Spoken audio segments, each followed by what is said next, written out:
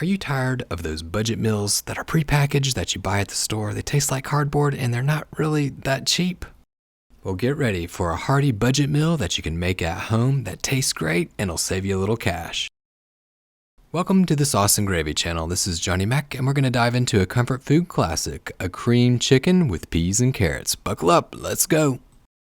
Start off with a skillet over medium heat. Add 1 tablespoon of butter, that's roughly about 14 grams. Melt that butter down. Dice 1 medium onion, that's about 185 grams, and add it to the pan.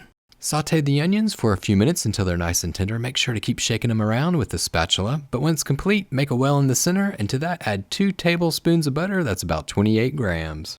Time to add our thickening agent, flour. Pour it into the center in that well, 3 tablespoons or 24 grams. Mix it in, then incorporate it with the onions. Give it a little bit of a mix. Cook this for about 2 to 3 minutes to get the flour taste out. And we're still over medium heat, so make sure that you watch it. You don't want to burn this. All right, here we go. Grab a little chicken stock, 1 cup, pour it on in. Make sure to incorporate that flour and onion mixture. Grab a spoon or a whisk, give it a good stir. For a bit of creaminess, some milk, 1 cup, 250 milliliters. You can use any milk that you like, or you can even use cream, why not? We're still over medium heat, give it a stir. Throw in a little bit of black pepper to taste.